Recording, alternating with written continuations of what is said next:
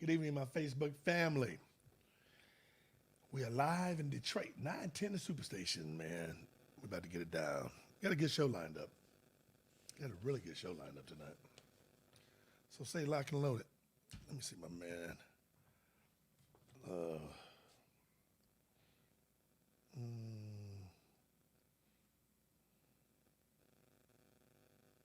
the guy's name?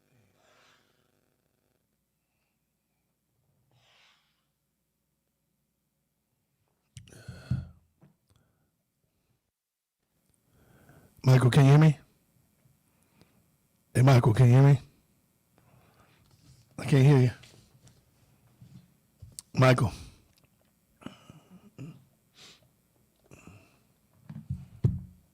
Hello, hello. Hello, hello.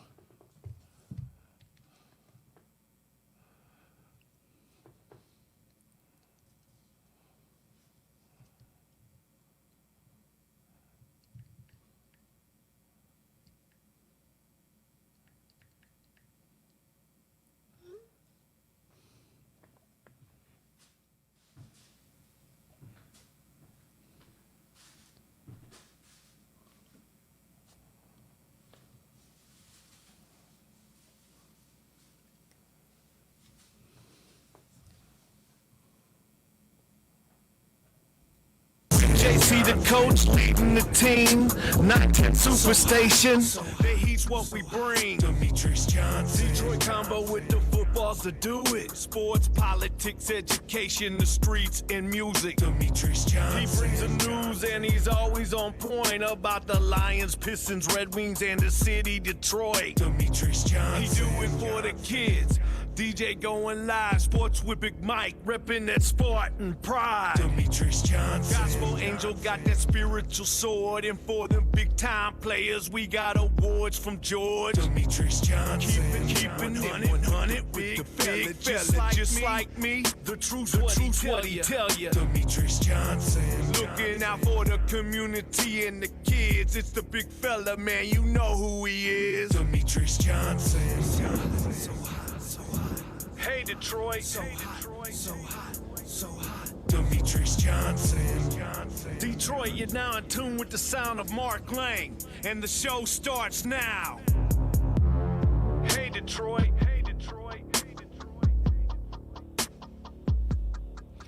Good evening. Welcome to the Demetrious Johnson Show. The big fella is here. My girl, Taylor. What's up, Taylor? How you doing tonight? Hey, I'm doing great. It's going Happy to be here tonight. Going to be sitting in with us tonight, and got my man, Coach. I guess we'll have Coach shortly.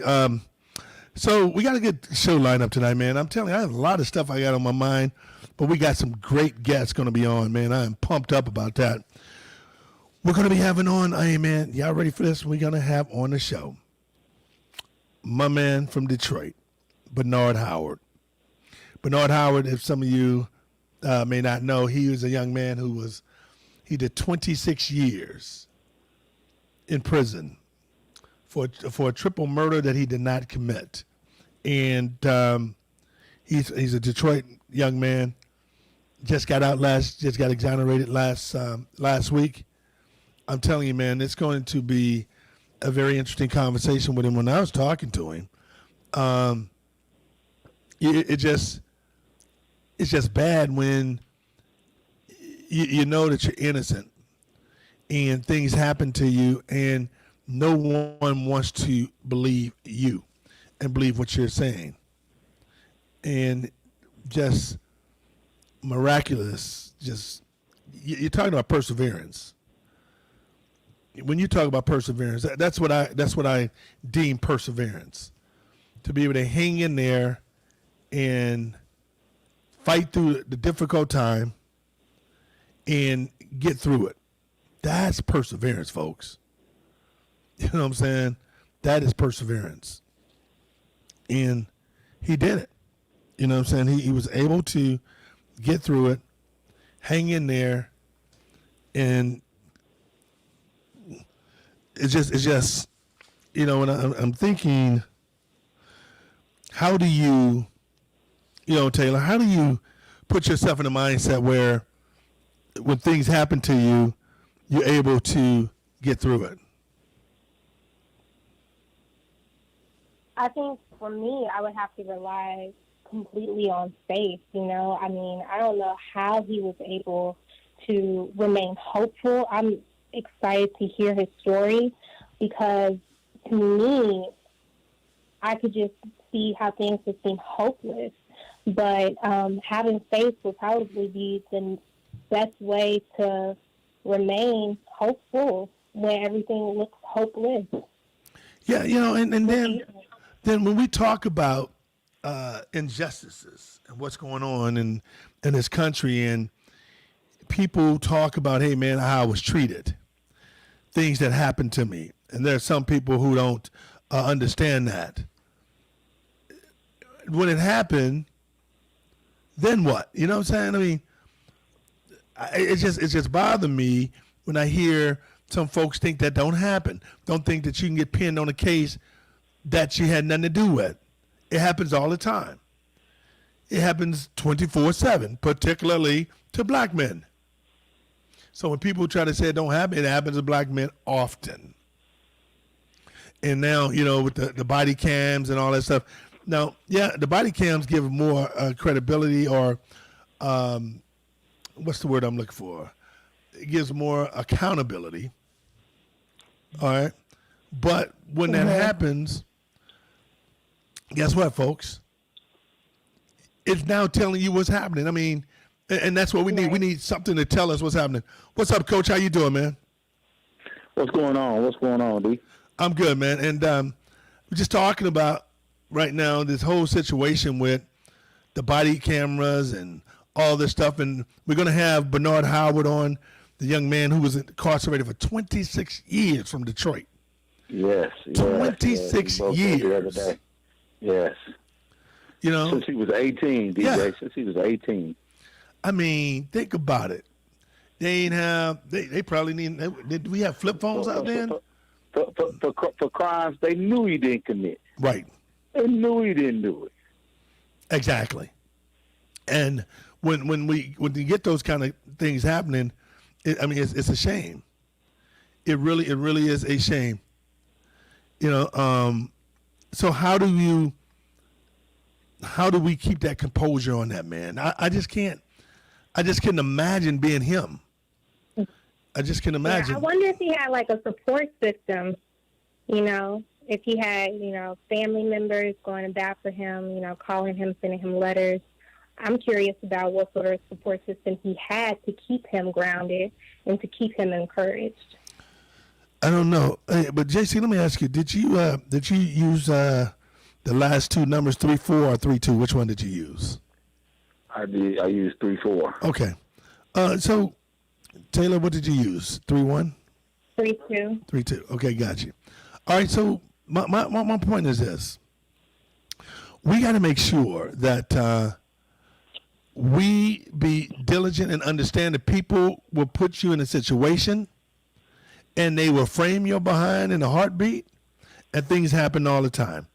So I don't want nobody sitting up here telling me that don't happen, because it happens on a regular.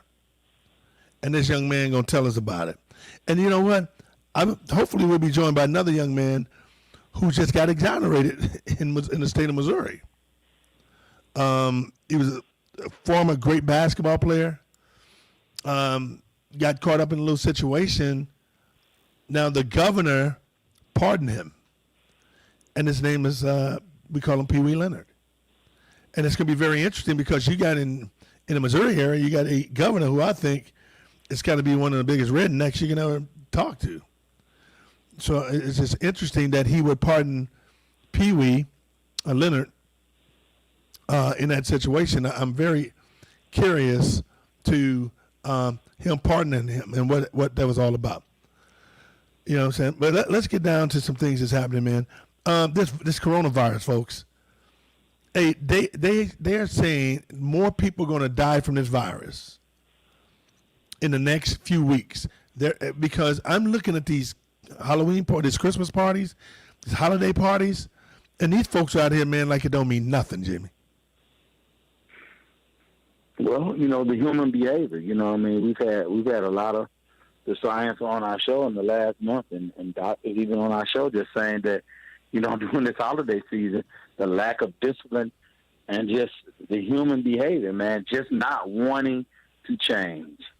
And it's truly remarkable and yet sad at the same time. I tell you what, I ain't gonna be gathering. I can tell you that. But what do we do, folks? I mean, I need black folks to tell me, do we think it's a sham?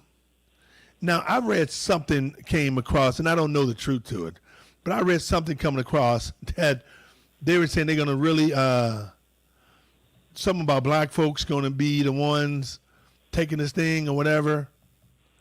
I'm like, I don't know if that's the case.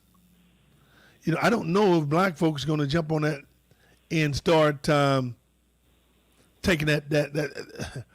I don't know. When you're poor, do you? I think I don't what know. you're about is there was an article by the Daily Mail that said that minorities get vaccines first, and half of the U.S. states want to prioritize blacks and Hispanics for the virus shot.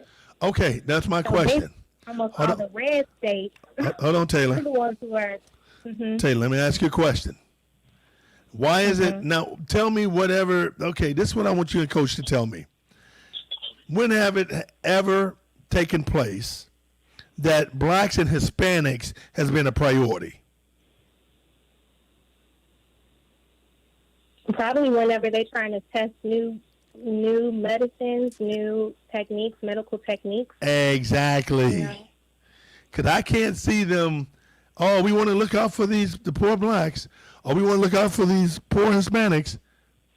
I don't see that happening. You know what I'm saying? I don't. It's almost like it's a catch to it, guys. You know what I'm saying? I think it's a catch to it. So I guess so. My question is this: what do you do? What do you do then? Because black folks are dying. So what do we do? Our kids are not in school. We're dying at an alarming rate. 1 in 1,000 black people are dying every day. What do we do? What can we do? So maybe don't want to take the that's vaccine. why they What are should we do? prioritizing them. If we are the ones who are at risk the most, or who have the most cases, then it does make sense to, provide support to those who are impacted the most, and those who have to, be at work and exposed to coronavirus tend to be minorities, as first responders or essential workers. So if you look at it like priority, who's the one who's going to be impacted and exposed to it the most, then it makes sense why they would, target minorities. That's my problem, folks. I can't see priorities because it's affecting our communities, the poor community. I can't see that as a priority, and it is very difficult for me to believe that anybody's going to sit up here and listen to it being a priority. You know what I'm saying? Because I just don't see that. I just can't believe that would happen. When people sit up here and say that, it ain't gonna happen. It just ain't gonna happen, folks. I mean, so black folks, y'all want to sit up here and think it's gonna really go down like that? Then that's on you. You know what I'm saying? They're not gonna put black folks as a priority, and poor people. That's just not gonna happen. Now, and I'm reading this on what Pianki said. Now, Pianki says it's a wave, the second wave they call it COVID-21, coming out of Europe will be upon the nation very soon. Hey man, I don't know if somebody is really. I don't know how this virus. We had doctors on to talk to us about it. This stuff has got to be man-made, man. Has to be. You know what I'm saying? I just can't see it not being man-made, because I'm telling you, folks, it just came out of the blue, bam, and it's hitting us now again, bam. And we don't have no way of testing and trying to put this thing under control. It don't make sense to me. You know what I'm saying? It just don't make sense to When me. people took quarantine seriously and really abided by, stay-at-home orders, then maybe we could get it under control. But we have so many people, like to JC's point, who just don't take it seriously. So that's why we haven't been able to get it under control. Well, I hear that. I hear why you're saying it's not under control. Think about it. And we still got folks traveling. And they ain't all white either. Some of these black folks, I know people that personally that are going to Florida, just living their best life, and gonna come right back and are not gonna quarantine, not gonna do the stuff they're supposed to do, and it's kind of mind-boggling. It really is. It really is. I mean, people are going on dates, meeting people for the first time. Like, that's what got me. I got friends who are going on dates with people they never met before. Oh, wow. Without no mask. I'm like, how is this possible? Wow. How do you do this? So people are going on dates and dating now with no mask on. Yes. Wow. They're going on dinner dates. Dinner dates? Dinner dates. All right, well, let me tell you what we're going to do. I don't know if I'm going to go on a dinner date with nobody. I don't even know if I'm going out to eat dinner by myself. It don't matter. It is scary to see it. And my man Kenny Ray said that another reason why black people get all the high rates is because we're essential workers. That's true. The big fella, Demetrious Johnson, the coach, and Take It with Taylor. We'll be right back.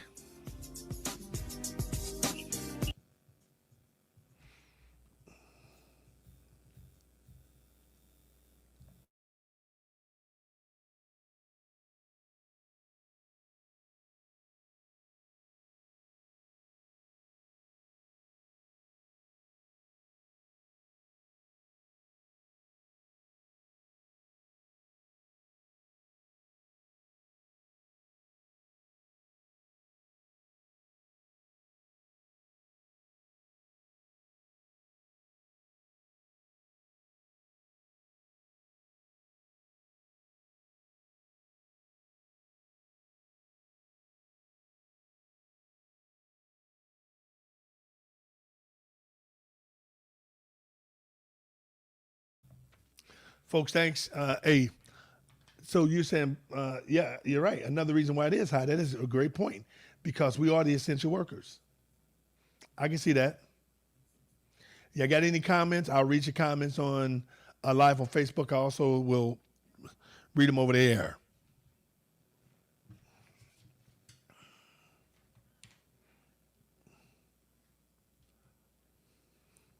We'll be right back when a commercial break coming up.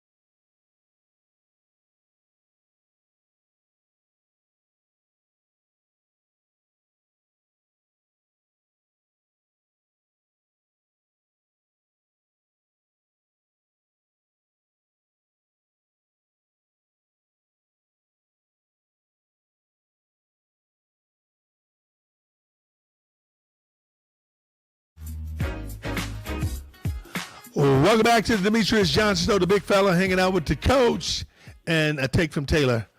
Now, let's go to let's get a call before we go to our guest. Let me bring Leland in. Leland, what's up, man? How you doing? All right, interesting subject, taking all this in, and I certainly believe there's as hard as I am, people that hear me on these radio shows on black crime. Some people don't like that analogy, but I certainly believe the white boys, the police department, are not making anything better. It's certainly a double standard. I just had one of the cable TV stations on, and I forget where it was, and a man was shot. He was armed with a cell phone. And the police shot him somewhere. not in Detroit, somewhere else. That just went over there on one of the network TV shows. Oh, wow. These shootings are all over the place. And as far as the virus, I believe the virus is real, but there's no way a mouse or a monkey escaped from a laboratory in China or somewhere and created all this chaos. I think we are being played like a violin. There's something we're not hearing. There's something, I don't buy all the conspiracy theories. There are a lot of them floating around, just like and things like that. Can people do better? Yeah. People, I still see men standing in clusters on street corners drinking, selling loose cigarettes like you would think were in the black pit of Calcutta. No put down of anybody's culture. When you're downtown in front of that Rosa Parks terminal, people are being harassed by the security guards.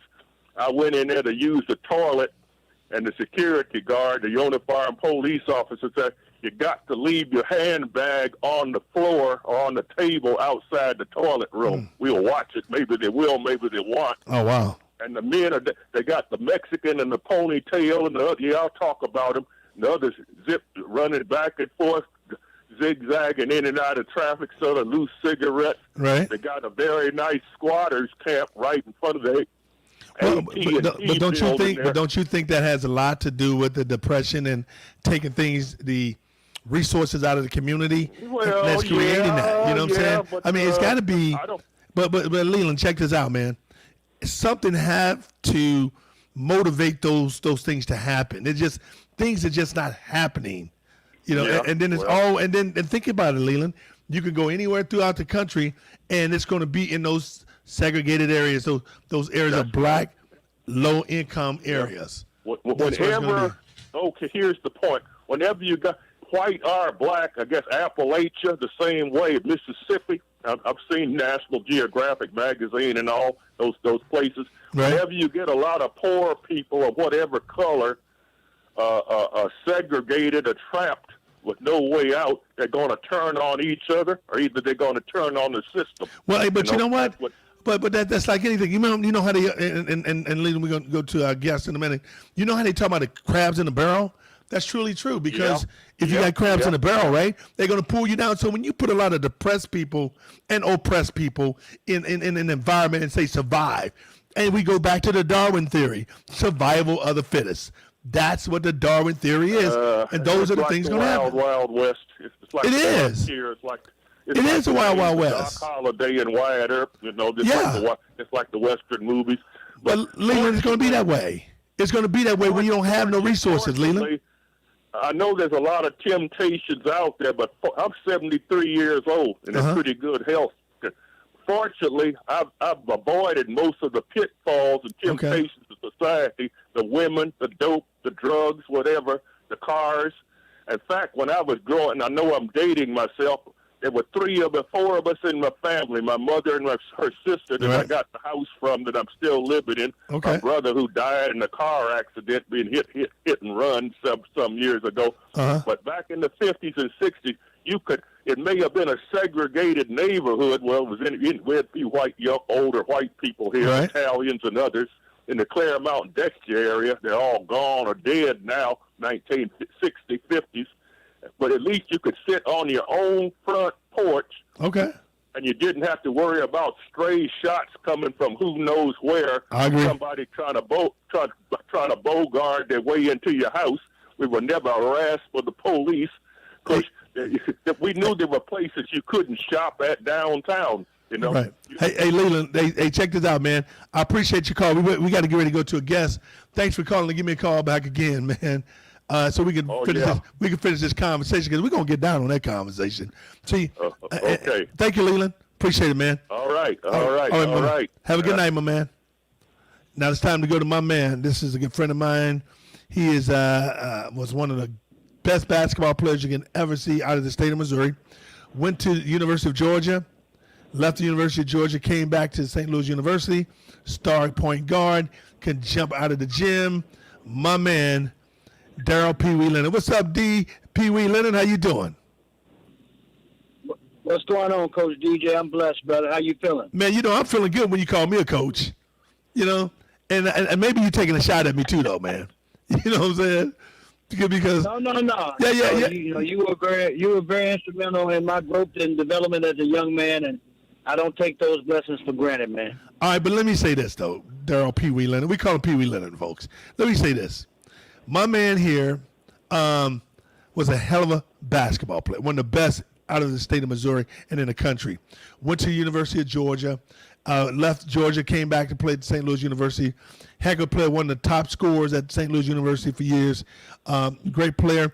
And now some positive just happened in your life, which I am so thankful that it happened. Once you kind of tell the listening audience in Detroit and throughout the country, kind of what happened, just overview, but what just happened positively for you today? Well, I can share with you that I received a pardon from the governor of Missouri today. Back in '96, I used to run a city program through the city recreation department.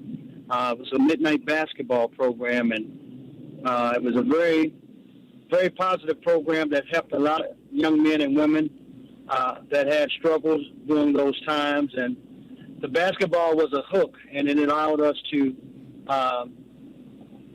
reach out and give those kids a platform to play the game of basketball. And it was also an extension of the Urban League that was able to provide educational resources and job training programs for men and women in the city that were struggling during those times. And there was a situation where we had a young administration where some funds were mishandled, and, being the head of the program, which I was the director of that program, it kind of fell on me, and I accepted that responsibility. We were responsible for a couple of $1 million, but they couldn't find $50,000. They said it was misappropriated. But that happens, and I can see where small things like that could fall through the cracks. But it was a big thing in our city. I was the guy over the program, so I took that responsibility head on, and it was on my record all the way from 2000 to today, when the governor gave me a Christmas blessing to me and my wife and my family by pardoning me and removing all those things off my record. So that was my blessing given today. And let me say this to Pee Wee Leonard, Daryl Pee Wee Leonard. I mean, I look at you like a little brother. I respect you. You work hard, but how difficult was that, man, going through that whole process when you know that, you was responsible for what was going on, but the mismanaging or missing money, you had nothing to do with it, but the onus fell on you. How important was that for you to take the responsibility and say, hey, man, it's on me because I was in charge? That's a hell of a deal to do, man. Well, I was raised by two wonderful parents who have now passed on, Henry and Curtis Dane Leonard. And they've always told me, when you take ownership of something, you own it. I was blessed to have an attorney that was like a big brother to me, and Roy Walther. I was blessed to have a pastor and a college basketball coach in Rich Brower, and my pastor, Reverend Fortenberry, that I counseled, and a young man that has now left on, and this guy, Rich Gray, right, who was the founder of the St. Louis Eagles basketball program, that was very supportive. And I sat down and talked to those individuals, and I felt like being the director of the program, things happen. Now I always stated that I didn't, when we went to court, they couldn't find a penny missing. Wow. But somebody program, so I accepted the responsibility, and at this time now, God, I truly think have blessed me to move on from under it and give me back to what I do best, to the community, to work with the young kids in the community, and that's what I do. So we're speaking with Daryl Pee Wee Leonard. He was a young man who got charged for some missing money of a federal program in St. Louis, and the governor of the state of Missouri just pardoned him today. But let me ask you this question. How difficult was that, knowing that I know you personally, okay? We have a personal relationship, so I know what kind of stand-up guy you are. How difficult was that to go when you moved around with people looking at you differently? Some of the folks you thought would have your back and cared about you, did they change? Did they look at you differently? Well, I'm gonna say that they changed or that they looked at me differently. I just think that the people that know me and know my character, just like you spoke on it, know that if I say I did it, I did it. If I say I didn't do it, I didn't do it. And people that know my character, they've always supported me. They've always befriended me. No one had really in the city of St. Louis totally turned their back on me that was a part of my immediate family. And even some that I embraced through those years, they didn't even know anything about it. So it was tough, Demetrious, knowing that I had something over my head that didn't allow me to put my hands on kids the way I normally do. When I say that, I mean coaching in a capacity with no limitation. I had to sacrifice a lot of things. And it was tough because you know me. When I'm in, I'm 100% in. But, like I said, that burden has been released. I'm thankful for Governor Parson on allowing me the opportunity to further my life with my family by removing this burden. And maybe some opportunities are out there for me to coach high school, college. You never know what God will have for you. So I'm just very humbled and thankful that this day has come. And let me say something. I don't know if she's with you now, but your beautiful wife. Tell everybody her name. My wife is Angela Leonard. Actually, she's not with me right now. I'm just leaving what I do, training kids. I'm just leaving the gym from working. Okay, and let me say something to you. And Angela, right? Angela is a beautiful, great lady and always had your back. And she was so awesome through this whole process, man. I am, you talk, and you know what? Well, why I wanted this conversation with you today, and I got one, but Bernard Howard, a young man who was incarcerated for 26 years of a crime he didn't do.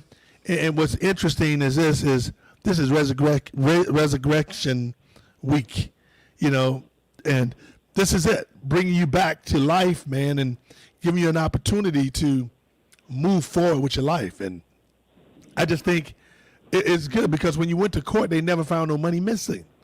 You know what I'm saying? That was crazy about it. That's the funny thing. That was crazy. That's the thing that was crazy and ironic. But again, I'm not here to judge those that judge me. I'm just humbled and thankful that it's behind us, DJ, because now it allows me to be a blessing to you in any way that you can use me. No doubt. And I know that there's going to be some things you want me to do, and I'm going to be here for you because you've been right beside me the whole journey. And I'm thankful and honored to have you as a big brother and as a friend. You're a great guy, man. When I heard that, man, tears came out my eye. I swear I saw tears coming up, man, because I know how you talked about this months ago. And you worked your butt off trying to get this thing done, making calls and getting folks to believe in you, man. I am so happy that you are back to make things happen in this community, and you're going to be a blessing to a lot of the kids, man.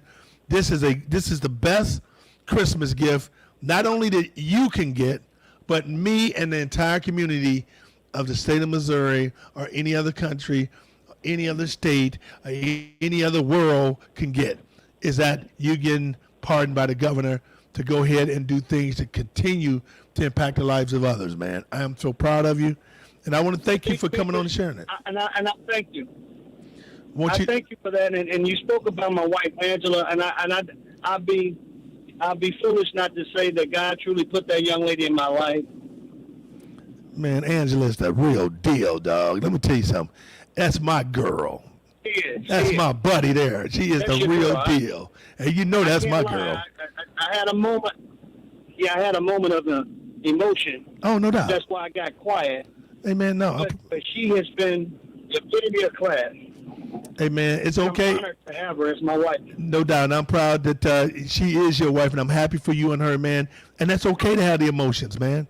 That's okay to cry and just rejoice because there's a burden that's lifted off you, man, that the majority of young black men don't get. You got it. And let me rephrase something, folks. Right. Governors cannot deal with a federal situation. It was a state crime of state of Missouri. Bianchi, thanks for that. And that's what happened. So I'm Pee Wee, man.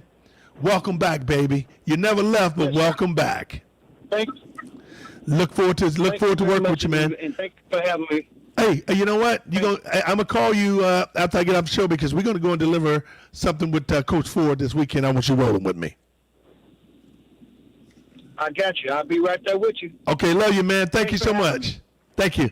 I mean, Love you too. that's Love my you too, man. Bye-bye. Thank you, Daryl Pee Wee Leonard, man. I'm telling y'all, folks. JC Taylor, you talking about emotions? That's a guy whose life was put on hold. They of a state crime. And that's what it's all about. We are doing, Resurrection Wednesday. You know what I'm saying? People getting their lives restored, coming back. When they thought they were dead, when they thought their lives were dead, then nobody could help move forward. Now you got a young man right there, folks, and it's happening all over the place. It's happening all over the place, Jay. What do you think, Coach? Well, I mean, Pee Wee has a story to tell. And the interesting thing about Pee Wee is that he's been just so active in spite of. You know what I mean? And now personally, as you said so well, DJ, personally in his family, they get to celebrate this thing just being all the way up off of his shoulders where he can continue to make an impact. And he DJ, he's already made an impact. I mean, no doubt. Great guy, doing great things in the community, and you know what? I'm happy for him, man. I'm happy for him. Taylor, what's your thought? Yes, I just commend him because for him to continue to do what he has done in the community despite everything that's happened just is a testament to his character and the type of man that he is. So I commend him. I think it's incredible that he didn't let it stop him from doing the good work that he does in the community. And I'm happy for him. And the thing that I really appreciated about him, when people get some things on their head like that, they get embarrassed. Man, that dude walked around proud and like, DJ, man, I didn't do nothing wrong. Anything can happen in terms of finance. It could have been somewhere else, could have been whatever, but not to find anything. Yeah. You know what I'm saying? That happens in your own booking account when you're accounting your own money. You look at things and you look at it like, oh man, what the hell is going on? Let me bring in the conversation. My boy, I love this cat right here, y'all. This is my Detroit hero, my man Deacon Fidel. What up, Deacon? Do you understand me? What up, though? I got you, Playboy. Hey, listen, DJ, man, I love your show so much. I'm a little late. What was the subject of your topic today? Well, we were just talking to a young man out of Missouri who was found guilty of, I guess, some money missing in the state of a midnight basketball program. And the governor just pardoned him today. And all this time, a lot of folks, myself and others, felt he was not guilty. But they found him guilty, and he's been, his whole life changed because he couldn't get jobs, like, coaching jobs and anything like that. And they just pardoned him today, and I'm calling today Resurrection Wednesday, baby.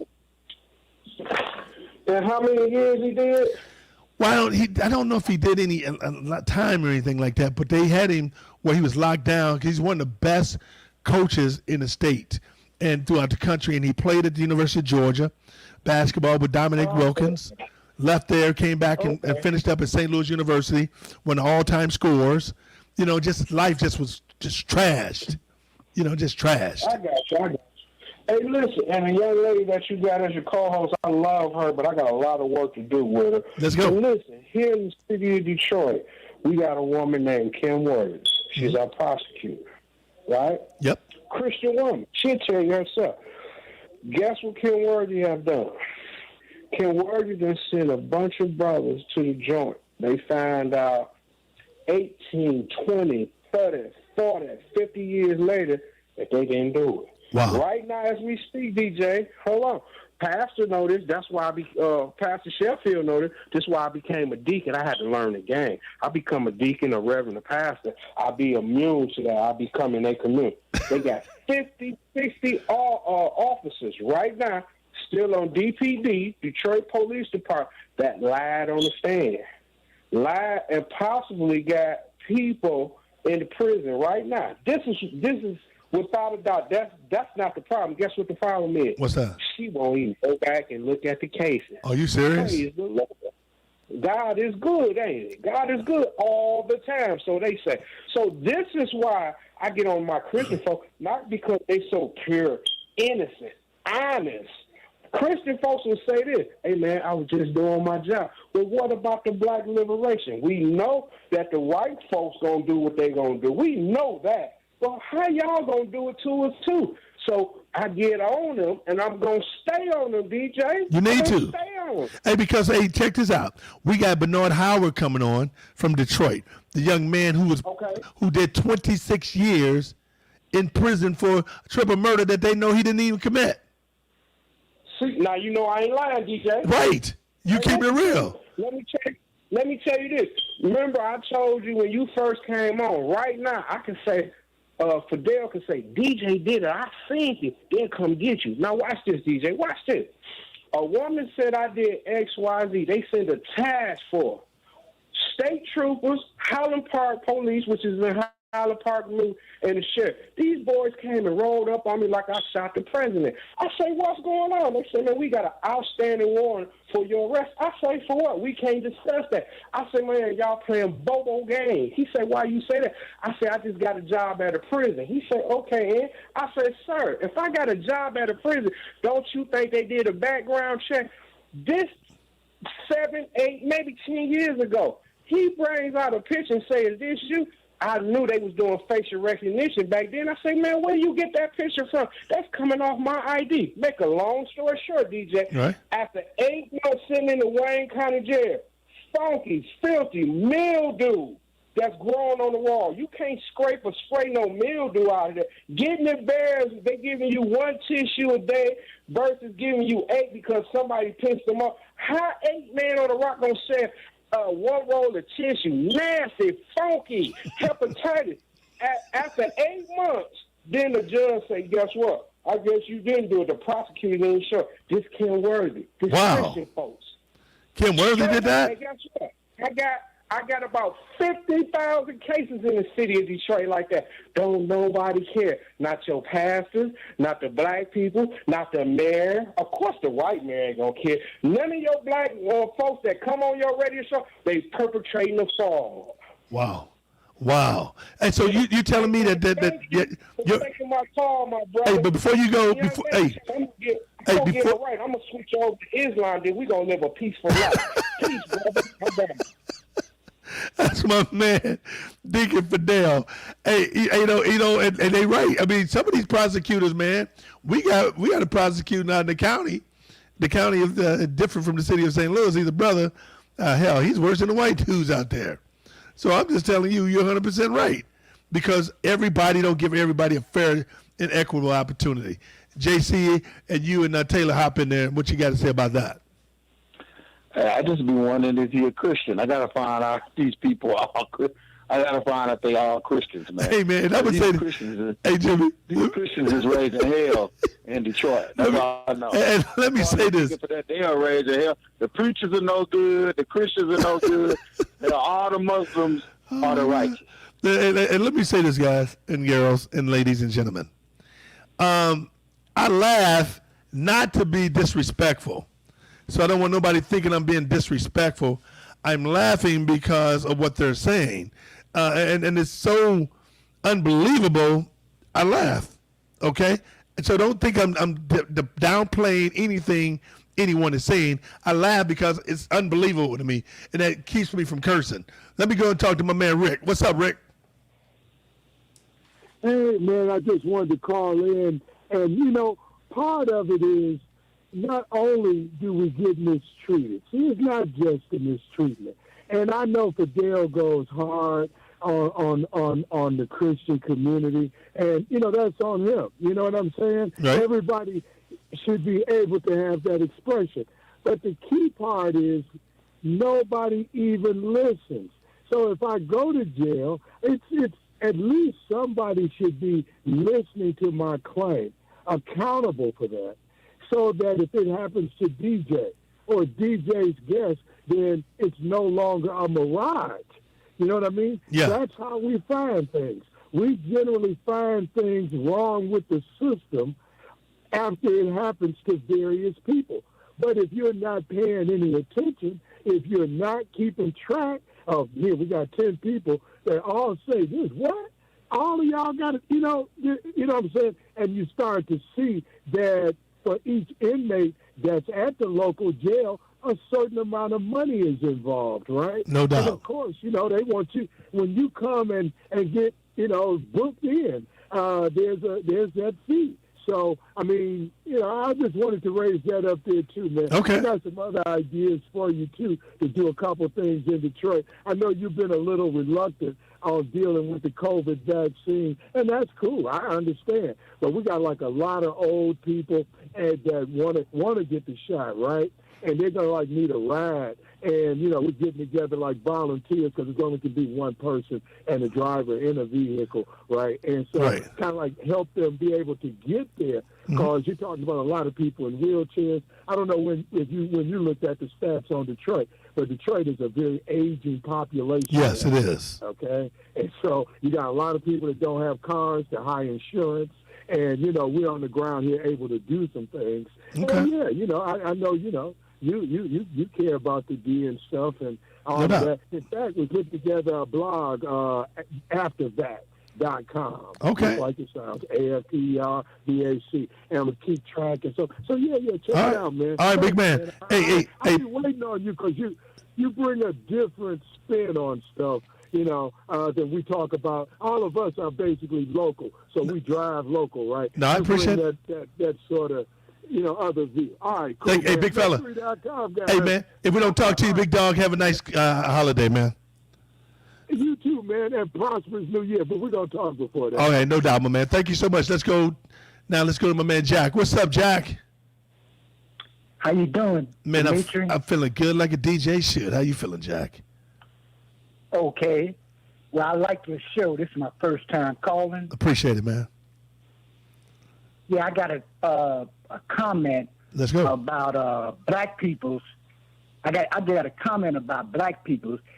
It's sad because you can take a look at Africa and see how blacks treat one another over there. Mm-hmm. And it's the same in America. They treat each other. You don't know who your friend is. It's a double whammy when it comes to black unity because you got the enemy, white people, some of them are the enemy, then you got the enemy of black people. You don't know who to trust. So it's a double whammy when it comes to black people. And some people don't know how to maneuver between that. But like the brother was talking about separate, where you going to separate to? You don't have no equipment. You don't make machines to dig the ground up. You don't make cranes. You don't make bulldozers. You work in factories that's owned by other peoples, but you don't produce manufacture. You know what? Hey, Jack. Stuff like that to build anything. Check this out, Jack. Let me go there with you. Let me go there with you, Jack. That's good. I like what you're saying. See, I like how you're thinking. See, in order for us to move forward, we got to stop being the biggest consumers. See, we buy up everybody's product. You know what I'm saying? We buy up everybody's product. I'll give you a story. You got Jason. Yeah. Hey, but check this out. Check this out, Jack. You got a J.C. Penney's in Detroit, right? Store. We go to a J.C. Penney's here in St. Louis, and we go and try to buy some product with a tax exempt letter. They don't even look at the letter. They don't even take our letter. They don't even take our money, and we spend $1,000 because white folks don't care about your money. There are some white folks who just don't give a damn about it, but they want you. And guess who's been making this country run since the virus? A lot of poor black people who's working, these essential workers, all these folks who's going to them damn restaurants, going to these hospitals, cleaning up, doing all these things. The main people that they turn their back on has been the main people who to save the country right now with their effort of working. They've become the essential workers are the poor people. That's what's going on. Right, because it takes money to live in America. If you No ain't doubt. got no money, you can't live. But you know what, Demetrious, I got another. You're a sportsman. You remember Reggie Harden, the 7-footer that played with the Pistons for I don't know. Do you remember the year that he played with the Pistons? No, I don't remember that. But you heard of Reggie Harden, haven't you? I've heard of the name. Okay, now he got hooked on heroin. That's what messed him. I used to walk past him going to school, middle school, early in the morning. He'd be standing on the corner drinking wine, and I had to look up to him. He was a bully, you know. He jumped on two or three people and somebody shot him. He said he jumped on people. Oh, wow. Oh, he's a 7-foot bully? Right. Oh, And he man. played for the Pistons? Yeah, 7-foot bully playing for the Pistons? Yeah, I wanted to ask you how many seasons did he? I know he played one season. You know what? I'm gonna do. You know what? By the time after we take our break, his name is Reggie Harden, right? Yeah, Reggie Harden. Okay. I think he was 7'2", like a. And then he was a damn bully. Now, Jack. Hey, man. Now he got me mad at Jack. He Jackie. got hooked on heroin. Hey, Jack, you're pissing me off. Did you say he was a bully and on heroin? Come through the city in 67, 66 for $1, pure heroin. Wow. And you snort a cap of that, man, you'll be hooked. Hey, well, I know what. I don't know about it, but I'm going to find. Go ahead. I didn't mean to cut you Hey, off. that's all right. Hey, man, look here. Hey, look here, Jack. I'll be disappointed if you don't call me Monday, man. I like you, Jack. And like you, Thank you, brother. you're one of my Have a nice favorite. holiday. You're one of my favorite callers now, Jack. Thank you, my man. Thank you. Have a nice Christmas, man. Okay. I mean, when Jack said my man was 7 foot and a bully, hell, Jack's my man. Oh my God. I mean, Reggie Harden. I'm gonna try to look him up when we take a commercial break, man. We take our break. I'm gonna try to look up Reggie Harden and see what he was all about. But see, but what I think the point we miss is this, folks. We miss this dynamic. Is this? Yeah, you're right. He was right. We're not getting a lot of resources. How do you trust one another? Because like our argument yesterday was about how black folks don't work together. That is, and then we talked about the black woman. You remember Taylor? We talked about the black woman. They putting the black woman as the head of the house, which is some of the most ridiculous stuff I ever heard. In terms of that, no, but that's real talk. I mean, black women are strong. Black women, we need them, but don't diminish the black man because you want to say a black woman is stronger. Because when it's all said and done, dealing in this world, in this situation, will be very difficult. All right? Because it is hard for any black man. So imagine what it would be for a black woman to deal in the society. Now, this Reggie Harden was drafted in 1962. Now, I don't remember him, big man. Before our time. Yeah, way before our time. Before our yeah. Yes, right. You know, so what we got to do is this. And Pianki is right. Pianki, this is one of the best things you've said. They work together depending on the agenda and the plan. But you know what? You're right. Asians and whites, they do that. But guess what? We got to do the same. Coming back, my girl Taylor, thank you for joining us tonight, the first hour. Appreciate it. Thank you. And you have a nice Christmas. We'll get take from Taylor on Monday. You too. Coming back, we're going to have my man, the doctor, the professor on, but then we're going to, oh my God, y'all. Y'all got to stand loaded and locked and loaded for the interview we're about to have with Bernard Howard, a young man who was in prison for 26 years out of Detroit, just got free. Oh my goodness. The first interview he's going to be on 910 the Superstation with the big fella and the coach. We'll be right back.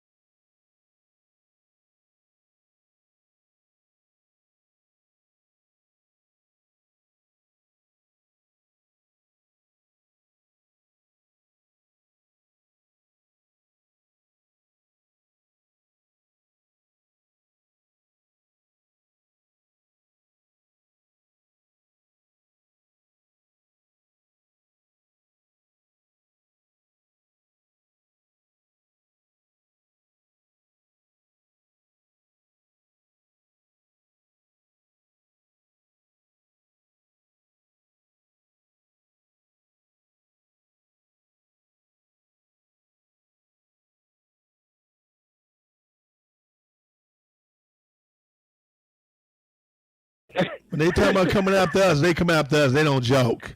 You're right. Oh yeah. They come together for that now. Yeah, you're right. You're 100% right. They do come after us. Yeah, Hey, let me, before we get ready to go to our guests, I don't know if we got both of them on yet, but before we go to our guests, my son Jalen sent me, I was asking about Reggie Harden. He said, Dad, Reggie Harden was also in prison for weapon charges. He was arrested 11 times for drugs. He played with the Pistons and the Bulls and the Pacers. He spent 6 seasons in the NBA. That's who he is. Wow. He was arrested 11 times? Damn, you're talking about a revolving door. Man, I mean, they had a name in itself for him. 11 times? Well, Coach, that's kind of like it is now, Coach. Yeah, you're right. if you can play. No doubt about it. They kind of turn the cheek, huh? And turn the head. Shit, come on now. Hey, let me see. I know we have Beth. Beth, you there? Hi, yes. Good evening. This is Beth Morrow. Hey, how you doing, Beth? I appreciate you joining us. Did we have Bernard yet? Nope, I'm still waiting on him. We're still waiting on Bernard. Hopefully we can get him on. I'm hoping you know what? I'm going to, Michael, I'm going to send you a number, and maybe we can get Bernard on if you can call him, if I can get the number to you. But, so this is going to be a great conversation because it's an opportunity to have a young man on who was unjustly arrested for a crime he didn't commit. You know, and it spent 26 years in prison. I mean, how do you come back from that, you know? And when you think about it, it makes you angry because he's not the first guy that probably happened to. You know, not the first young man that went down that road. Well, DJ, if you doing a little homework on the situation, there are some that say there's a major cover-up that a lot has happened, man, in the same thing in the area of Detroit. Not just this case, but many cases are about to be uncovered where people were jailed unjustly or convicted unjustly. So this could blow some things wide open, man. Yeah, but will it though? You know what I'm saying? And we're going to bring Beth in this conversation in a second. I don't know if that's actually the case because for so long, you know, people. I'm sorry, you there, Beth? Yes, I'm here. I'm sorry. What are you saying? Yeah, well, this is what I'm saying, Beth. For so long, so many people have been charged with cases that they have nothing to do with. You know, exactly. Let me just give you a little background on Mr. Howard. Yes. So first of all, my name is Beth Greenberg. Okay, I got Mr. Howard. Great. I've been working as a criminal defense attorney for Beth, hold 1 second. Over 30 years here. Hey, Beth, let me bring Mr. Howard in real quick, and then we can tell the story. Hey, Mr. Howard, how you doing, man? I'm okay. Hey, thank you very much for joining us. We truly honored and appreciate you joining us. So, Beth, go ahead. Yes. Well, this is Mr. Howard's story to tell, and I'm so glad that you're here, Bernard, if I may call you Bernard. I've been doing this for over 30 years. As a criminal defense attorney, an exoneration of this type is really just the highlight of my career. I am so honored to have been able to represent Mr. Howard. I'm so honored to be a part of true justice because truth and justice here is represented. Now, recognize Mr. Howard has been an innocent man all his life, okay? He didn't just become innocent because a court of law said he was innocent. He was exonerated by a court of law, but he has been innocent his whole life. For 26 years, he was an innocent man. And he was unjustly convicted by a court of law, Wayne County Circuit Court at the time. It was, I believe it was Recorder's Court at the time, in 1994. He was convicted. His case went to the Court of Appeals. denied. His case went to the Michigan Supreme Court, denied. His case came back to the circuit court, denied. His case eventually even went to federal court, denied. It wasn't until the Wayne County Prosecutor's Office, the Conviction and Integrity Unit, and that unit is headed by Valerie Newman, was in a position to look into the facts and circumstances of this case. It wasn't until then that there was a possibility that justice could be done. I filed what is called a 6500 motion.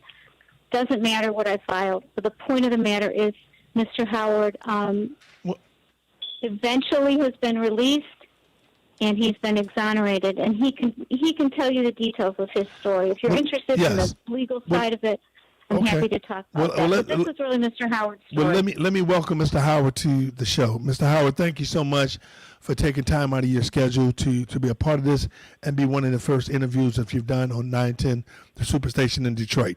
Thank you so much for this. Mr. Howard, talk about people who were not familiar with your story. Can you kind of give us an overview of what happened to you in 1992? What happened? Well, the police had, they was looking for a person named Snoop. I had the same nickname. So they kept testing me once, let me go. And then they came back again and said my name came up or something, so I went back with them willingly.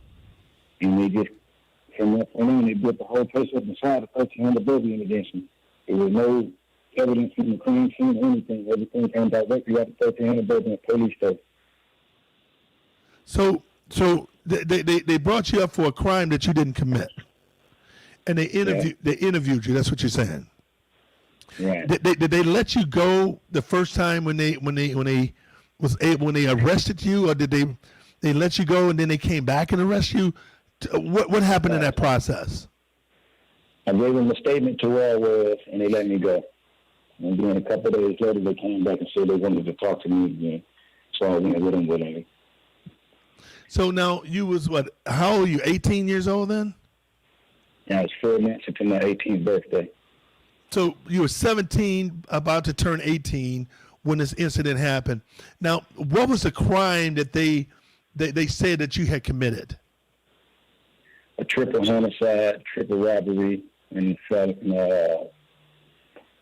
murder, and robbery, and felony firearm. Multiple times.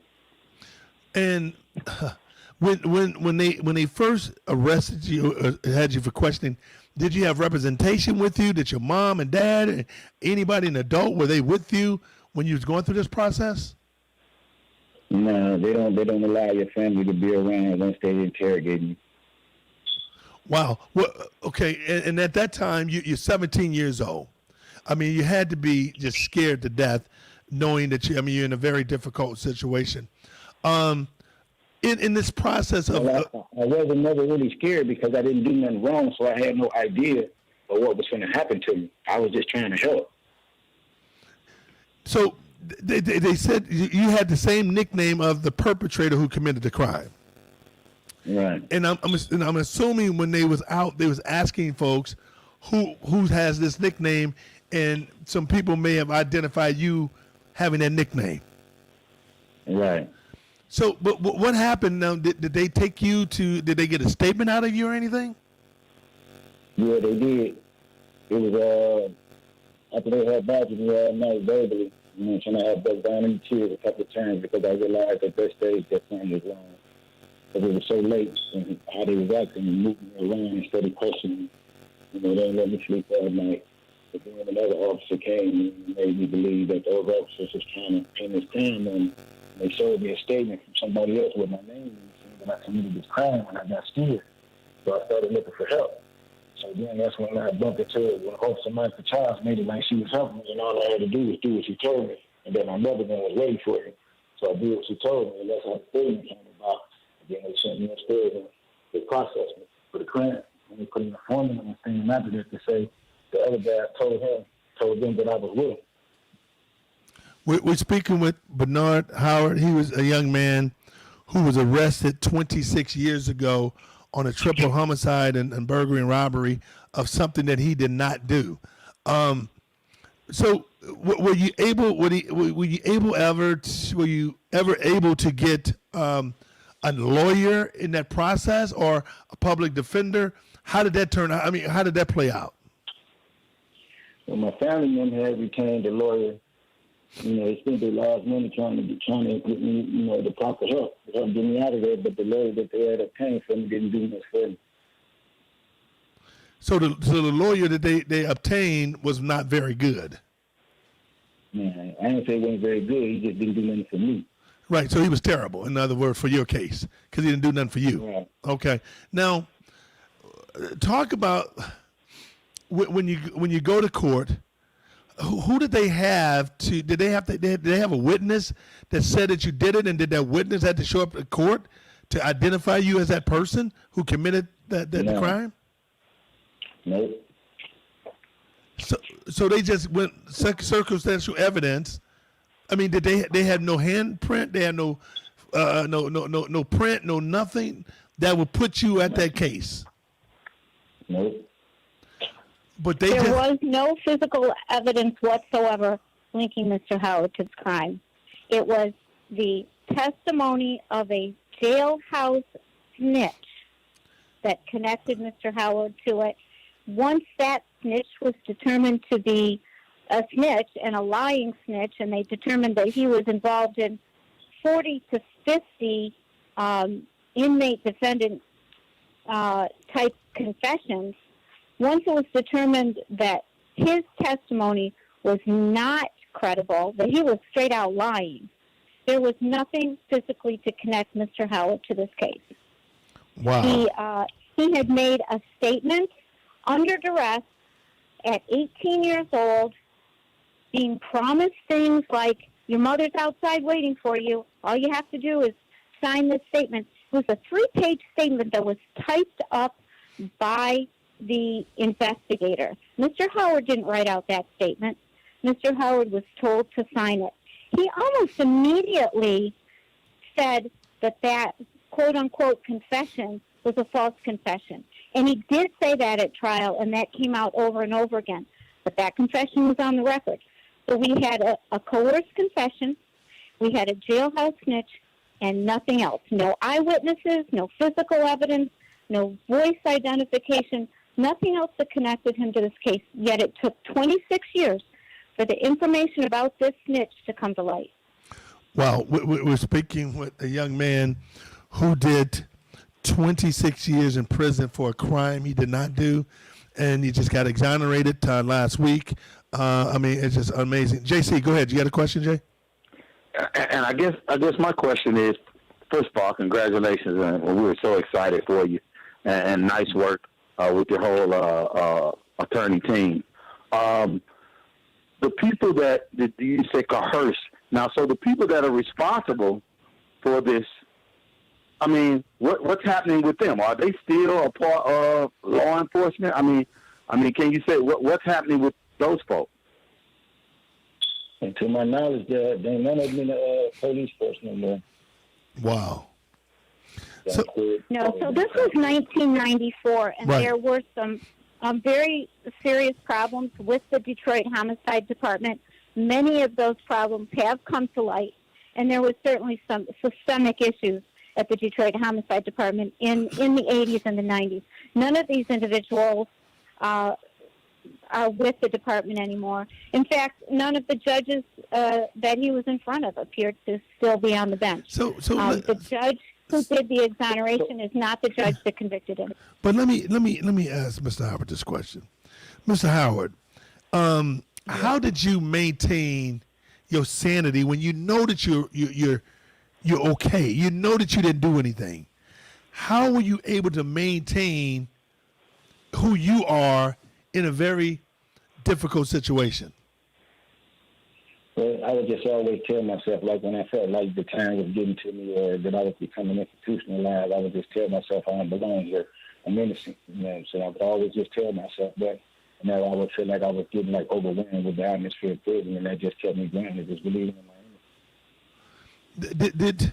Did anybody, Mr. Howard, did anybody ever look at you close to your circle, family members, and may thought that, well, I don't know, maybe he did do it, or were everybody just in one cohesive effort of saying, we know that you are innocent? Well, all the family members that I was around a lot knew that I was not capable of doing nothing like that. But family members, that's different family members, maybe only seen me a few times. They had questions because they wasn't familiar with my heart or my mind. We're speaking with Mr. Bernard Howard. He was a young man who was falsely accused of a triple homicide and murder, burglary and robbery in Detroit in the 90s, and spent 26 years in prison for a crime he did not do. And he is now out, and Attorney Morrow is on the air with us also, who helped fight through this process to get this young man his freedom. So when you're talking about survival, Mr. Howard, how did, I just can't imagine going through that process as a 18-year-old, 17-year-old boy about to turn 18, going to prison with adult men. I mean, that's vicious, and they make it like you. How are you able to survive through that very difficult environment? And, you have to be willing to, in the 90s, the prison system was real bad. It's not as bad now, but it was real bad then. You just had to be willing to, defend yourself and demonstrate, whether you was innocent or guilty, that, you're still a man. You just have to walk in the man's light, no matter what the circumstances is. We're speaking with Bernard Howard, a young man from Detroit, Michigan. What part of Detroit, Michigan are you from? East side. East side. Bernard, talk about real quickly how you felt when you had your legal team fighting for you, and when they came to you last week and said, you're free. I mean, take me through that process. I want to know. I want to live this process with you. Take me through it. Well, I was up one morning, and Miss Buck had called up there and told me to call her. So I called her, and she told me, she said, congratulations. We got all the clear bond, running, patient, you shouldn't be coming home on your tele. And from that point on, it was like, I just couldn't believe it. The same day, I came home. So when they called you that same day, you was able to get out. Yeah. I mean, talk about the jubilation, man. I mean, no, you can't believe it, but I'm trying to visualize what Bernard Howard was doing when she said that you screamed, that you high five. I mean, what did you do? Take our listening audience through that very, very important time of your life. Well, I didn't really do too much because there's a lot of people in there who still trapped in there. A lot of innocent guys who still trapped in there. And, even though, guys was glad to see, a person going home and beating their charges or whatever, it still hurt because that the people that you done all this time with are still trapped. So you don't really want to parade it in their face too much. But like I said, although they happy, they want to go home. So, you kind of respect that line. So I just went back to my cell. I talked to my buddy. We laughed. We hugged. Then they called me to leave. I just told everybody I'm going. Y'all keep your head up. Y'all stay strong. I told them the charges. I said, if I can beat this, y'all can too. I know that's right. We got a couple minutes. I'm going to ask you this question. What was the first thing you did when you walked out and you got home? First, when you walked out, what was the first thing you did? And then when you got home, what was the first thing you did? I hugged my auntie because I was so happy to see her because I hadn't seen her in so long. So we stood there and hugged for like 3 to 4 minutes. She just couldn't believe it. It was just all unreal. And we came home, all the family was just popping up one by one. And it was just so much joy in the air. And then I got to hug my grandbabies. And it's just been all positive vibes. Wow. So what was the first meal that you ate outside? I ate a nacho supreme meal. My auntie came straight in and made it for me. Hey, let me tell you something.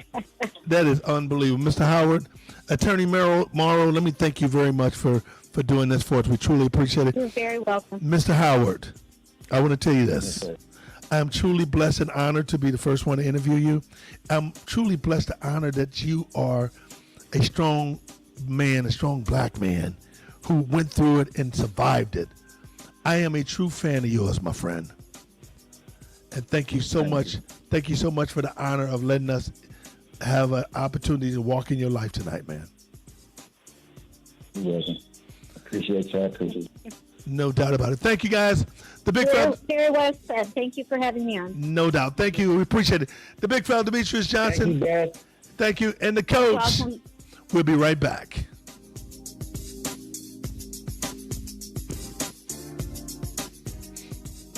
Are you getting the most out of your Medicare plan? Are you sure?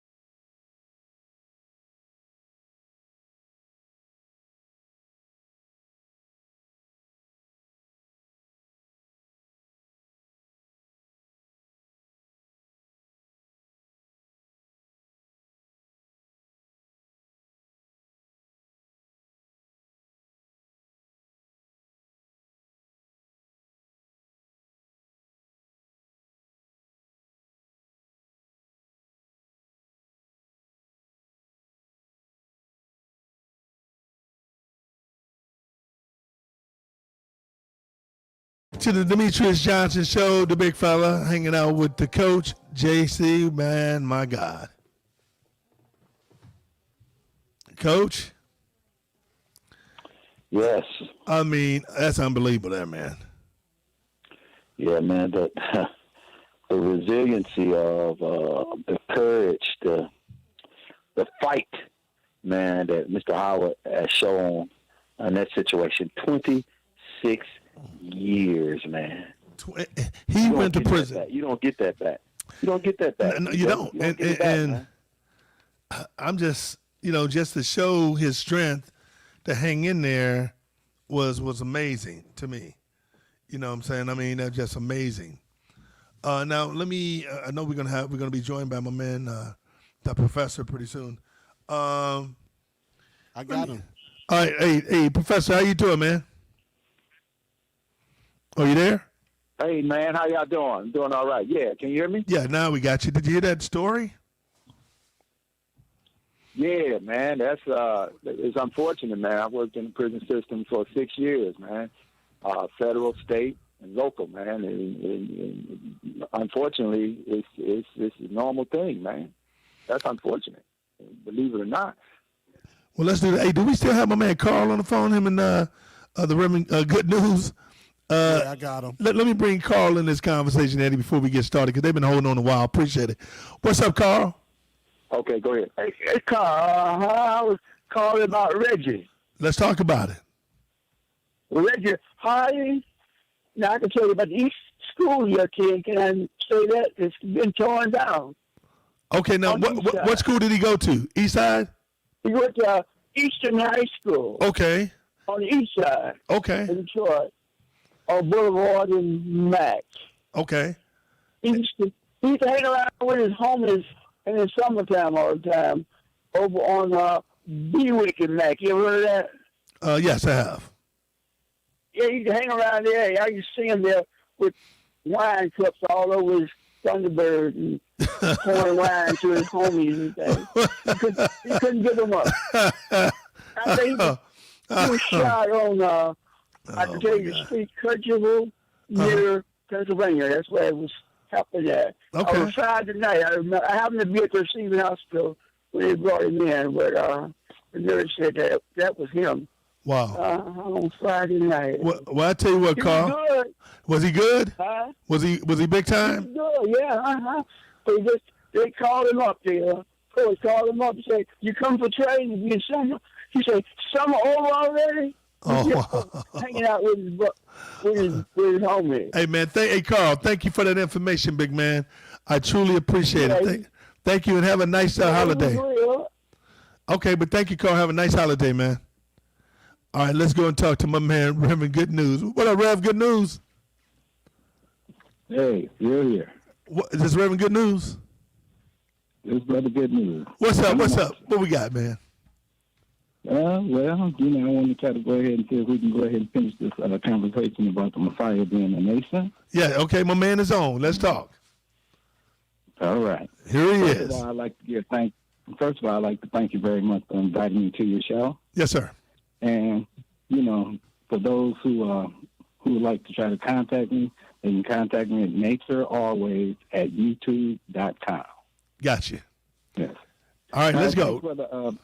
Nancy. I was getting back to the point to where the black people of America and Great Britain, they truly are symbolically the Messiah of the Almighty. From what I found out, we are the only ones in the world who is very highly spiritual, more spiritual than any other people in the world. Now, there's a reason for that. We have become blinded, and we was brought into a world for 400 years, and we were blinded in that world for 400 years to the American Amorites. See, the thing is, our key to being brought back to life has been suppressed and covered up. Okay. That key was the name. That key was the name. That's the whole thing. The key was the name of the Almighty, which is pronounced Yahweh, Yahweh. It is pronounced Yahweh. Okay. Remember that. Okay.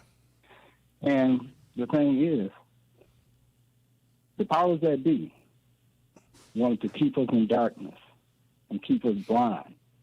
But see, the thing is... But who's the powers that be? Our job. Huh? So who's the power that be? Well, let's just say, we can go and say your secret society. So let's just put it that way. Secret society? Okay. Now let me... The world. Hey, Mr. Good News, hold on. Hey, Eddie. Hey, Doc, are you understanding what he's talking about? I'm following. I'm trying to. I think he's getting to his point, but I think one of the main things that the issue that he seems to be bringing up, I mean, to talk about in 15 minutes, 20 minutes, 30 minutes, is an issue that is over 30, 40, maybe 1,000 years old. It's not, longer. So I think it would be very difficult from a time standpoint for him to, to really try to educate everyone on I think what I think he's saying. I think the further he goes into it, I guess I'm going to continue to listen and see where he's going. All right. Go ahead, Mr. Good News, Brother Good News.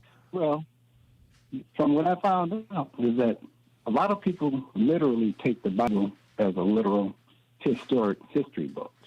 Right. But from what I found out, that's not possible. It was never intended to be a history book. Right. You got all these people in the world that's believing that that's what this was all about. But the Bible shouldn't be a history book. Well, so hold on, time out. You're saying the Bible should not be a history book, and people are making it like it's a history book? How would we know what went on if we don't know what history was? Well, what it is just that they was trying to, the Almighty had intended for the message to be spread out down through the ages. And that he knew that since we was going to go into bondage and into slavery, he knew from the beginning how things was going to turn out. And he had it written down through the ancient priesthoods of the Egyptians and the ancient Ethiopians, the Cushites. Uh-huh. He had them write all that stuff down on their temples and stuff. They had documents and all that stuff. Uh-huh. And the powers that be of today took that knowledge, that information, and they hid it and covered it up. And it was all about you, the black man, and how they wanted the black man to be blind and ignorant. Okay, hold on. Hold on, Brother Good News. Dr. Yancey, are you understanding what Brother Good News is saying? Yes, I see where he's going now. He got a little more just to give us a little more so we can talk, Brother Good News. Okay, if you remember reading in the book of Genesis, 15th chapter, you read where the Creator was speaking to Abraham, and he told Abraham, he said, getting to the 15th chapter, he said, your descendants shall go into a strange land for 400 years. Cutting straight through it. He said, that nation who enslaves them, I will judge them. And they shall go into this land for 400 years. Okay. Which they shall go into the land of the American Amorites. Amorites. Okay, hold on, because we running out of time. But Ernie, Dr. Yancey, go ahead. Respond. You understand where he's at now? Yes. And I think one of the problems or one of the questions that I would ask is if he's using the Bible to discredit the Bible or not. Because a lot of times, like he's saying, is that people literally take this Bible as a historical account chronologically. Like it's this order, how things happen, this, that, and the other. And he is on point in that regard. It is not necessarily a literal history or historical document in that sense. And if it was, then more scholars would be able to use it in that sense. So it's not recognized, not even from the so-called scholars or non-believers in that regard, but to those who believe, they do have a right to think that it is an account of a historical reference point for them to believe, and that goes with anything that is written in terms of whether or not it's believable or not believable. We got to understand that we got 42 or more, 4,200. That's 4,200 religions that we know of. These are just what we know of, and they come from several different documents. But all 4,200 has three things in common. Number one, where did we come from? Why are we here, and where are we going? And that is the essence of how they all got started and what their purpose was. But the most essential principle of all of them was to deal with how are we treating one another, right? How are we treating one another? So where he's going in terms of the people, I think he mentioned about we stabbing each other in the back, And the Messiah. He mentioned something about the Messiah. Go ahead. Hey, Brother Good News. We got some more callers. We got to get ready to go, man.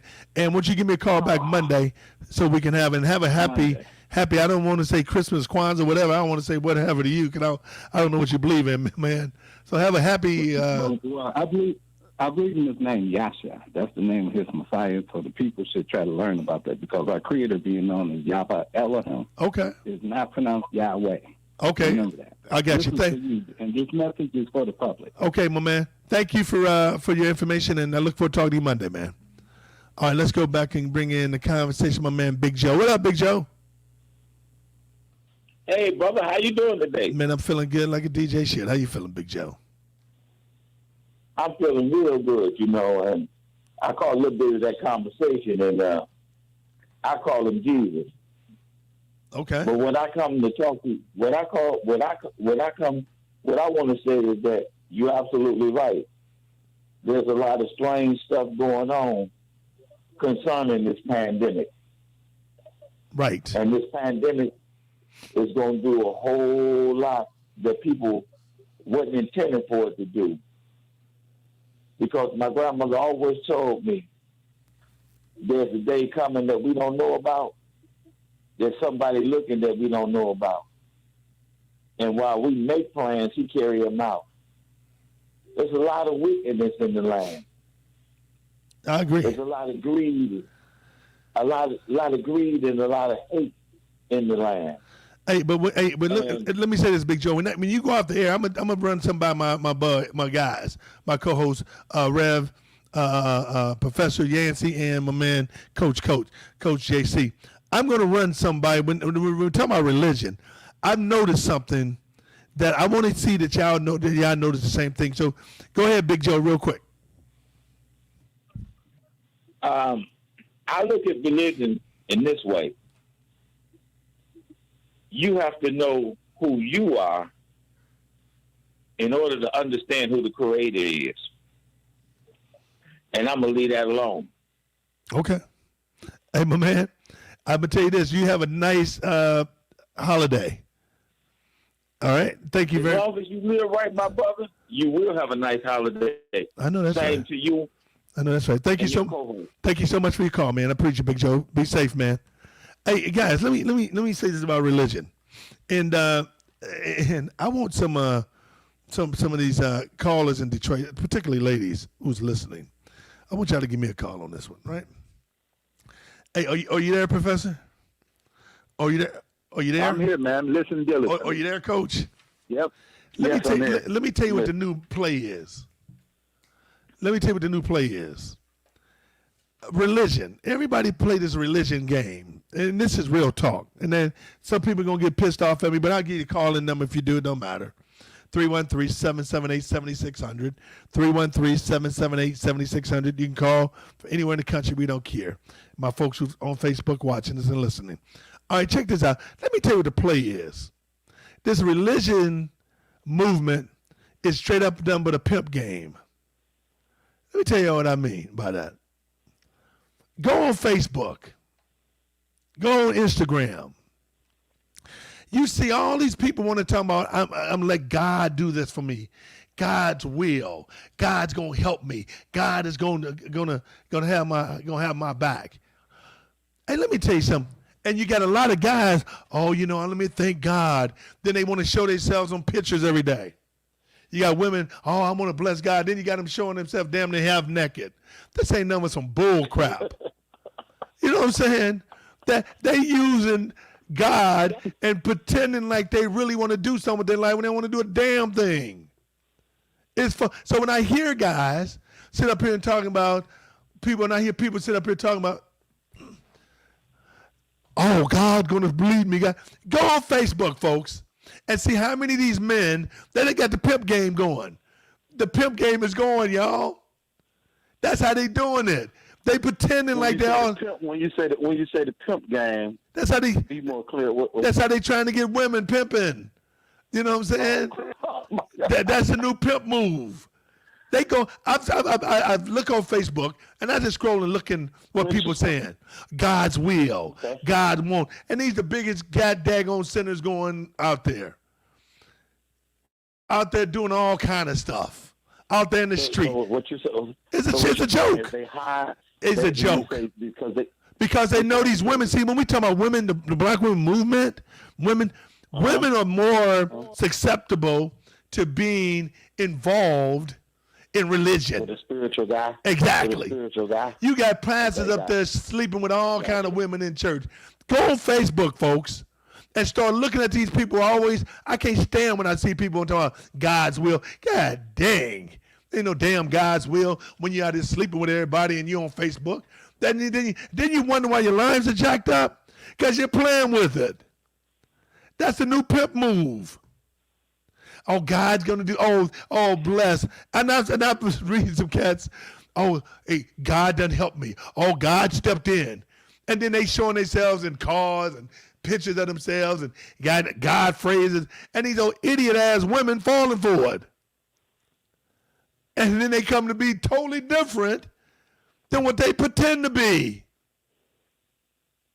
What's your take on that, Coach? Well, that has been, men attend church sometimes just to get women. No doubt. You know what I mean? There's a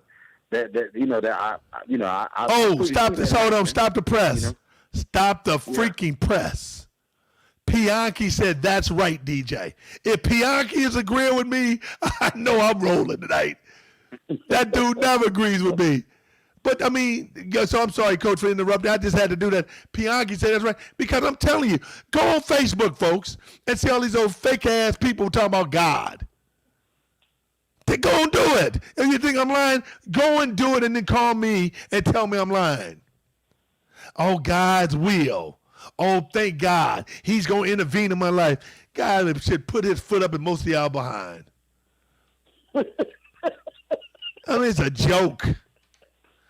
I mean, I've seen folks, man, and the women are going for it. I mean, that's a new play, y'all. Go in there and pretend like it's God. Y'all want to play? What made you come with this revelation just now? Because listening to my man. Oh, and when I listen to the professor, and then I'm like, damn, man, I got it. Because then I was looking at some Facebook stuff today, just glancing, and I see all these people on there talking about God. Man, let's go. We got Nita. All right, bring Nita in the conversation. What's up, Nita? Well, I just find it kind of hilarious how you would bring up that subject this evening. And the reason why I said that, because one day I was at the store, and there was this young lady, she had on a dress, and it was totally see-through. And I just happened to say, where are you coming from? And she said, I'm coming from church. No, she didn't. I said, dressed like that? No, she didn't, Nita. The guys, no, I'm serious. And no, she didn't, Nita. Oh, gosh. Yes, she did. I have seen women going into churches with fishnet stocking holes on. No, you don't, Nita. Oh, my gosh. I have seen women who might as well not have a top on because they have their breasts so out. Damn, Nita. They might as well not have a top on. So it's not just the men, it's the women, too. And then they do play this God role. God this, God that. Not only are you sleeping with everybody, but you're trying to, you know what, your breast is supposed to be your temple. You're supposed to cover your breast. I don't know why women just give their body away to these men. I have no idea.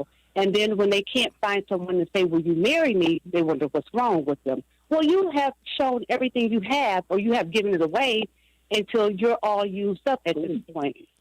So I know that's right. It's not just the men, it's the women also. And you know what? The women dress like that because the men give them attention. If they wouldn't give them so much attention, actually, a brother is supposed to be a man and speak up for his sisters and tell them when they're dressed inappropriate. Hey, let me tell you something. A good-looking woman, classy woman, don't have to have her ass out for a man to look at. You know what I'm saying? Look classy and smooth. You ain't got to put on all that fake makeup and make your boobs stand up in the air, put some paper towels in your ass, make your butt look fat. You ain't got to do all that. You just have some smoothness and class about yourself. You know what I'm saying? You know, one other thing that I think is so disrespectful for women to wear, those panties, those pants they wear, that they might as well have on panties, those yoga pants. Yeah, I agree. People don't wear clothing anymore. Nita, I saw a lady in that the other day. I almost made my stomach hurt. I mean, I almost went and threw a damn towel on her and said, go home. I'm telling you, I had to hold back. Pathetic. It is. Nita, I'm glad you. It's so pathetic. So I want to make sure I'm getting the caller right. So you're saying that women shouldn't? You're saying that yoga pants are inappropriate? Is that what you're saying? When you're wearing them in public and it shows every crevice and creep of your privacy, no, just not to be worn in public. I know that's right, Nita. Hey, Nita, I'm on your team. I'm on your team, Nita. I'm with you. Have some about yourself. If you think you're going to get the man if you think it's going to get you the right man, then you are also mistaken. Because a real man, why do you want to show everything you have to someone? Exactly. I appreciate. Hey, Nita, let me say this before I let you go, right? I appreciate a lady. I appreciate somebody who's classy. You know what I'm saying? Who's smooth. I can appreciate that. You ain't got to show all your goods. And then these old phony ass men and women on Facebook and Instagram, that stuff is created monsters. We're gonna come back next week and talk about how that done destroyed families and marriages. Hey Nita, make sure you keep calling the big fella, okay? Thank you. You guys have a good evening. Thank you, Nita. Let's go to my man Steve. What up, Steve? Hey DJ, how you doing? Talk to me, big fella. Hey, tell Nita to send me an address. I'm trying to see something. No, I'm just joking. See how quickly we can turn the subject. Let me say this. Go ahead, man. We talk about women. Everybody want to talk about how righteous they are. And my wife is a school teacher. Okay. The females are more masculine, and the men are more feminine. Roles have changed, my brother. And if you don't believe me, that's why WAP is the #1 song, and you got grown women dancing to it. You see? Oh, hold on. Say, Steve, say that again. I didn't catch that. Say that one more time. My wife is a school teacher. Right. And if you go into these schools, you'll see that the females are more masculine and the males are more feminine. Roles have changed. Damn, that's nasty. That's why. And so now we growing a new crop. Wow. So you got the Generation X's and the millennials. Roles have changed. That's why you can see these women on these videos on Facebook clapping their hands, smacking their hands at a man out in the streets fighting dudes or sisters like they men. Wow. Roles have changed. And that's why you can see 30-year-old somethings, 40-year-old somethings popping their booties to WAP. Grown women. We out of order. We out of order. And he talk about, now I'm going to give you a book to read. I always give you something. Now, hopefully you be doing your homework when I come. I get it. Give me There's a book called Born a Bastard, Now Born Again. It's about a guy who grew up born a bastard, now born again, by Al Calvert. He's a preacher out of Detroit. Book will blow you away. It's a great read. What's his name? Al what? Al Calvert. Calvert. Okay. Out of Detroit. All right. Now, let me say this. Spirituality, religion, and black folks, please, look at our conditions. Are we God-like? Are we God-living? Anytime you got white boys in the city of Detroit, black folks be so religious that they can't even go down and fight their politicians. They in a lottery line reading a dream book trying to hit a lick. That ain't God. That ain't God. You see me telling the lottery man, what do fish play for? I dreamed about fish last night. What they play for? Oh my but God. You won't go down and fight these politicians. And you think about it. Go to read Samuel. 1 Samuel 15-22. Let me show you. All these weak Negroes who lean on God like God was some weak person, like Jesus was some weak person. No, they weren't weak. I don't know no carpenter that worked with his hands that was weak. Let me tell you something. 1 Samuel 15-22. God sent Saul on a mission. And the mission was these Amalekites was disrespecting his people. So God said, go over there and wipe out everything. Don't bring back nothing. So I'm simply saying, we keep begging on our knees, keep praying. But when you don't put no action to your prayers, that's dead. If black folks ain't dying for a lack of knowledge, we die for a lack of unity. I know that's right. So the bottom line is, read that 1 Samuel 15-22, and you tell me who were the modern day Amalekites, and you tell me was Jesus and God didn't destroy people who disrespected his people. And when is the last time you ain't seen black folks? Well, I want to say black folks because I like black folks. Negroes. When is the last time you saw Negroes boycott anything since the Montgomery boycott? I know that's right. Hey, Steve, look here, man. You have a nice Christmas, big fella. Thank you very much, Steve. You be bringing the heat now. Oh, my God. Here he come. We got Reverend Want More, baby. He's on hold. Bring on my boy, Reverend Want More. What up, Rev? Good evening there. I don't have enough time to say what I'm going to say, so I'm going to wait till Monday, but I'm going to say this. I was at a repast last night at a funeral. Okay. And the way these women got these 10, 11-year-old girls looking, you wouldn't believe it. They had on some of the short, tightest dress, eyelashes, sticking out past the tip of their nose, and they 10 and 11 years old. Long hair down past they behind, looking just like a grown woman. This is why our race is through. Look at the mama, look at the little kids. I can agree. And then the mamas get on the floor tweaking in front of the kids. Now they weren't twerking at the church at the funeral, were they? No, at the repast. Oh, at the repast? Hold on. No. Hold on, Reverend. Hold on, Reverend, one more. Hold on, Reverend, one more. Are you telling me? I'm going to show you what. Watch this. I videoed it with myself. Oh, my God. Okay, I want you to see. Okay. Hey, we're going to get your number when you get off the line. I'm going to get my man Big Mike. Big Mike, make sure you get his number. I want to see women twerking at a damn repast. And watch this. That I heard a woman talk about these big stretch pants. The other day, I went to Walmart, and this ain't no lie. This was a sister weighed about 400 plus pounds. And this ain't no lie. She had them pants stretched so far, you can actually see her skin. And she had on no panties. The only reason why I didn't film it because my woman was with me and she wouldn't let me film it. Oh, man. Because I'm going to tell you this. I made a joke to my old lady about it. Oh, my God. When she put that on, I said, when she put them on, it started out being a comforter. Now it looks like a silk sheet. That's how much she stretched them damn things. What's wrong with our people now? I'm choking, man.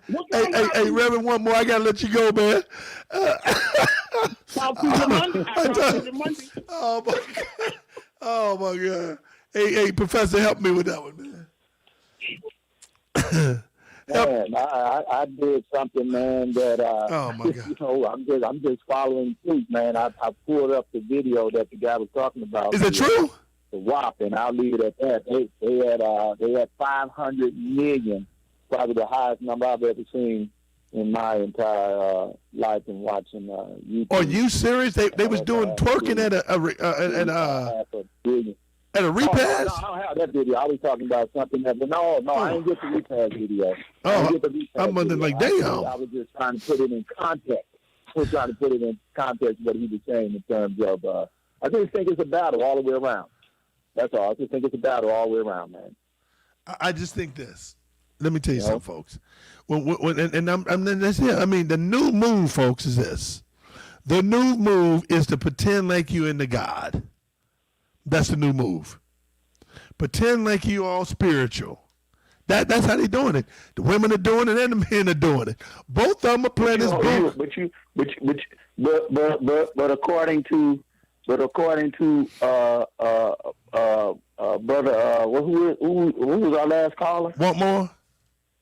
Brother, want more? You ain't even got to do that. All you got to do is just do the walk. Right. Hey man, who you are. Hey, let me tell y'all something. That is the new move, fellas.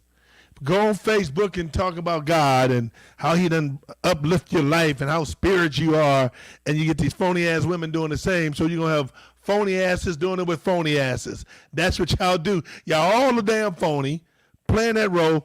Hey man, we got about 2 minutes. Okay, Eddie, go ahead and give me a conclusion, man. Hey, like I said just a second ago, man, we're in a war, man. We're in a war, and no matter which way you turn, I think the worst thing we can do is underestimate the level of evil that people have the potential to carry out. From the young man being incarcerated, from Pee Wee Leonard to, like you call the church game or the religious game or whatever game it is. You know, you call that out. So I just think the virus, the presidency, everything, man, we in a war. And I'll leave it at that. JC? Very interesting show, man. Very interesting show. Had a great week this week, man. Happy holidays, man, and be safe, Detroit, man. And thanks for listening to us on Monday, Tuesdays, and Wednesdays. I'm gonna say this, man. It's been an honor being on in Detroit, and I want to first of all thank my man Big Mike. I mean, I board op. He's the bear. He's the real deal, big dog. Thank you so much for making us sound good and got us looking good too. So thank you, Big Mike. We appreciate it. Pee Wee Leonard, man, I am thankful and honored that you was able to overcome a very difficult situation. And I want to thank, I thought that governor is a redneck. I still think he's a redneck. But I got to say the redneck did the right thing this time. He pardoned a man who should have been pardoned years ago, who should have never been charged years ago, and put on his record. He held his life back too. Bernard Howard, I commend you, my friend. I really honor you, my man. To be in prison for 26 years for something you didn't do, oh my God. That had to be very difficult. But thank you for the strength that you've shown. And, you know, you uplift me just having you on our show, man. Thank you so much. Folks, you may not agree with us, but you can always have a conversation with us. We like bringing it home, and we like keeping it real. And I want to say thank you once again for taking time out of your busy schedule to listen to me and our group. Thank you so much. I look forward to it. Have a nice holiday. Merry Christmas. Stay safe. And happy Kwanzaa. And locked and loaded. We'll see you on Monday. Thank you for listening and watching. We appreciate it. We're gone. Thanks, Big Mike, my man.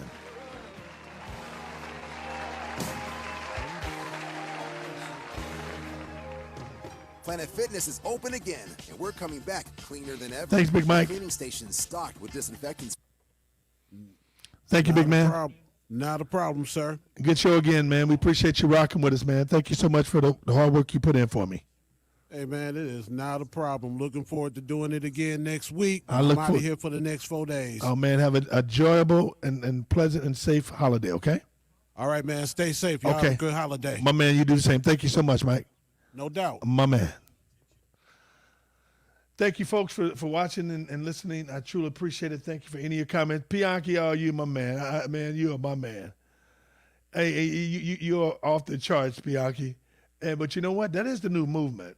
Women and guys on Facebook and all this other stuff playing this role about being religious and God and all this bullshit. I mean, it's bullshit. That's what it is.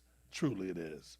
I mean, that's why no good things would happen in your life, because you're constantly playing with it. If you're going to be in there with God, be in it. But that's a new move. Go on Facebook and Instagram and pretend like you're into God. You'll get women and women doing the same thing. Bianchi, I'm going to look at that twerk. Is that the funeral twerk? Let me see if I can show that with everybody and see if we can. Let me see if I can make that thing work for us. Let me see.